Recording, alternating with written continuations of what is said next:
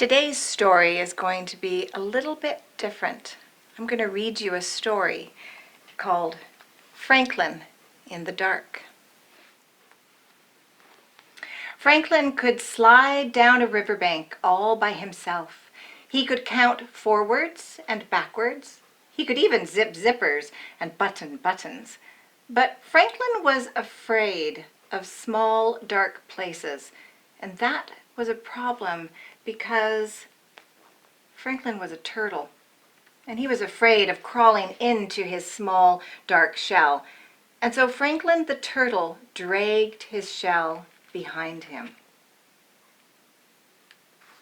Every night, his mother would take a flashlight and shine it into his shell, and she would say, "See? There's nothing to be afraid of."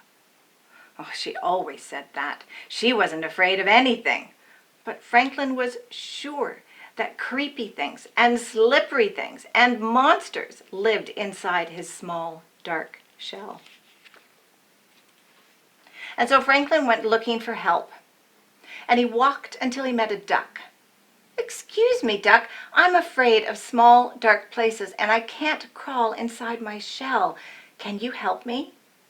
"Maybe," quacked the duck. "You see, I'm afraid of very deep water. Sometimes, when nobody is watching, I wear my water wings. Would my water wings help you?" "No," said Franklin, "I'm not afraid of the water." And so Franklin walked and walked and walked until he met a lion. "Excuse me, lion, I'm afraid of small, dark places, and I can't crawl inside my shell. Can you help me?" "Maybe," roared the lion. "You see, I'm afraid of great loud noises, and sometimes when nobody is looking, I wear my earmuffs. Would my earmuffs help you?" "No," said Franklin, "I'm not afraid of great loud noises." So Franklin walked and walked and walked and walked until he met a bird. "Excuse me, bird, I'm afraid of small dark places and I can't crawl inside my shell. Can you help me?" "Maybe," chirped the bird. "I'm afraid of flying so high that I get dizzy and I'll fall to the ground. Sometimes, when nobody is looking, I pull out my parachute. Would my parachute help you?" "No," said Franklin, "I'm not afraid of flying high and getting dizzy." So Franklin walked and walked and walked and walked and walked until he met a polar bear. "Excuse me, polar bear, I'm afraid of small dark places and I can't crawl inside my shell. Can you help me?" "Maybe," growled the bear. "You see, I'm afraid of freezing on icy cold nights. Sometimes when nobody is looking, I wear my snowsuit to bed. Would my snowsuit help you?" "No," said Franklin, "I'm not afraid of freezing on icy cold nights." Franklin was tired and hungry, and he walked and he walked and he walked and he walked until he met his mother. "Oh, Franklin, I was so afraid you were lost." "You? Mom, you were afraid? I didn't know that mothers were ever afraid," said Franklin. "Well, did you find some help?" she asked. "No, but I met a duck who was afraid of the deep water." She said. "And I met a lion who was afraid of great loud noises." She said. "And then I met a bird who was afraid of falling and a polar bear who was afraid of freezing." "Oh," she said, "they were all afraid of something." Said Franklin. It was getting late, and Franklin was very tired and very hungry, and they walked and walked until they got home. And Franklin's mother gave him a cold supper and a warm hug, and then she sent him off to bed. "Good night, dear," she said. Well, Franklin knew what he had to do. He crawled right inside his small, dark shell, and he was sure that he saw creepy things and slippery things and a monster. But he said a brave good night. And then when nobody was looking, Franklin the turtle turned on his nightlight. Franklin found a way to overcome his fears. He asked for help, he listened to other people, and he learned something about himself. We're all afraid of something sometimes, and we all wonder what might happen to us. When the Pharaoh finally let the people go, did they know where they were going? Did they know what would happen to them?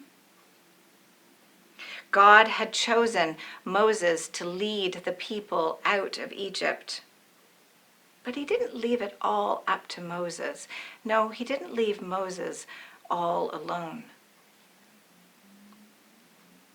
We know that the desert is a really hard place to live. We know that the wind blows in the desert.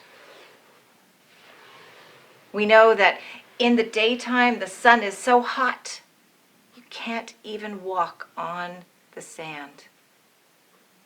And there's very little water in the desert. It's really hard to get a drink.